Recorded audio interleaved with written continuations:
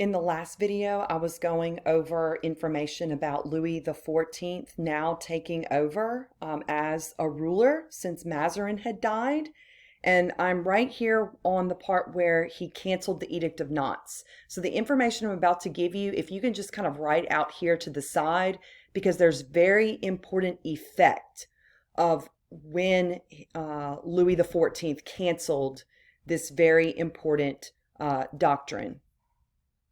So this is the information I want you to add to that part of letter little b. Many Huguenots left France as a result of Louis XIV canceling the Edict of Nantes.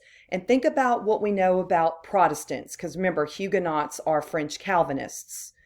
I may not have told you, but Calvinists as Protestants have a very strong work ethic. They basically believe in hard work. And many of these workers are now leaving France because they're not allowed to freely worship any longer. So think about what that does to France's economy. You got it. It's going to hurt the French economy because all of these workers are leaving. That leaves all of these jobs vacant, and you can bet the economy will start going down. So major economic implications by canceling the Edict of Nantes. All right, then on 4C, which is at the very bottom of this typed out line on Roman numeral 3, we have the statement, L'été, c'est moi. And what that translates into English to mean, I am the state. So again, think about Louis XIV clearly showing his absolute power with this statement, okay? I am the state. I am France. So this lets us know he has total and complete power. He is an absolutist, make no mistake about it. And another example, if I ask you, of Louis XIV and absolutism, the one king, one law, one faith. You know, everybody's got to follow the Catholic Church. Now that he's king, you don't have a choice of your own religion. He made that clear by canceling the Edict of Nantes.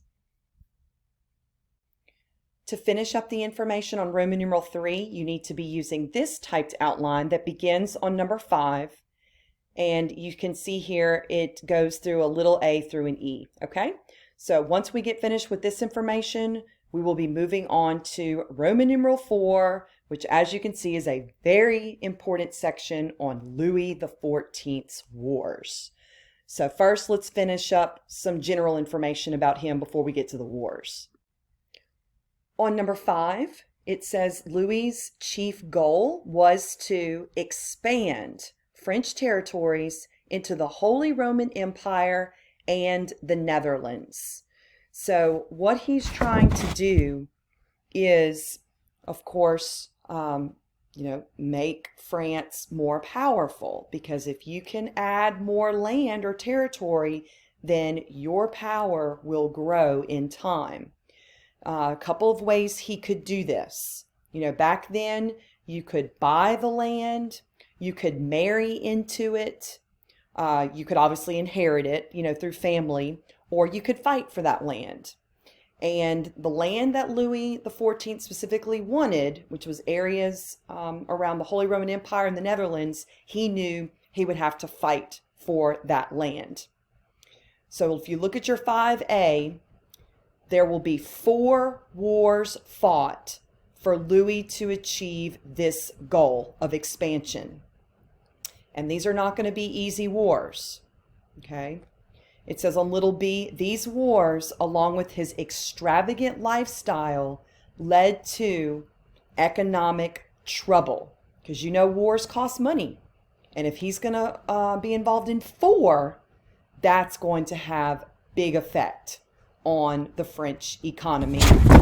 And more about that later. Jean Colbert is your answer on little c. This was Louis XIV's finance minister. So you all know that his job as a finance minister is to watch how money is spent. And of course, he's going to be very careful and particular about this. He had to find money to deal with this growing problem. He knew a lot more money was being spent, and so he's trying to figure out how they could get more money into the French treasury. And so he had two different ideas for getting France more money. One was to raise taxes. Again, it's going to be on the peasants.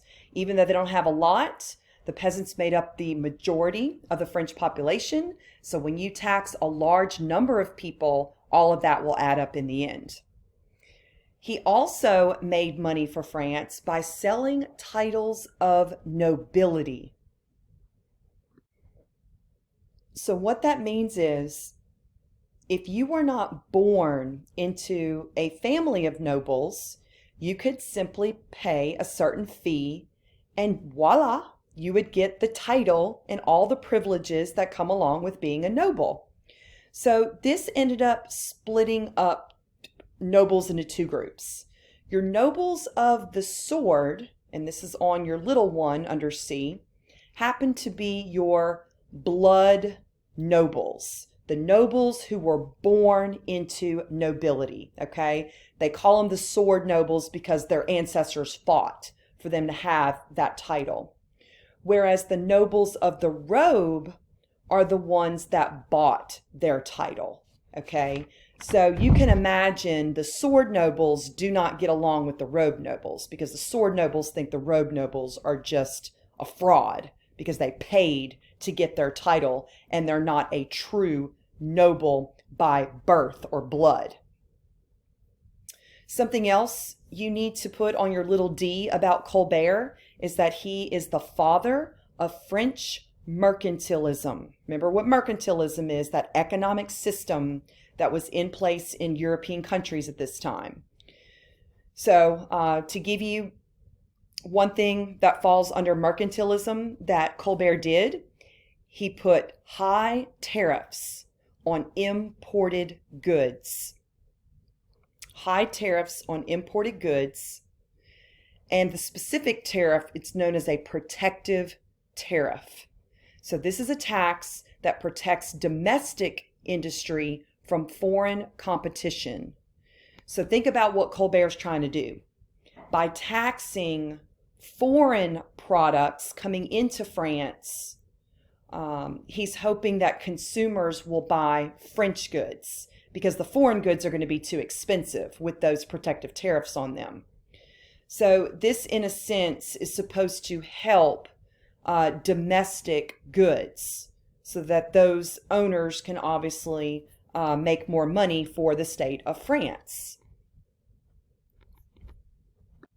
So to recap what I just said about Colbert, there were two ways that Colbert figured out how to prevent money from leaving the country. Well, really, he couldn't prevent it. You know, Louis's going to fight his wars.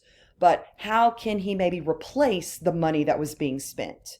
One way was to raise taxes on the peasants. He knew if he raised taxes on the nobles, they would rebel. And that would be, a major problem for the French king. So he chose the peasants. And then the second is, of course, selling titles of nobility, which ended up causing two groups of nobility to be in France, your sword nobles and your robe nobles.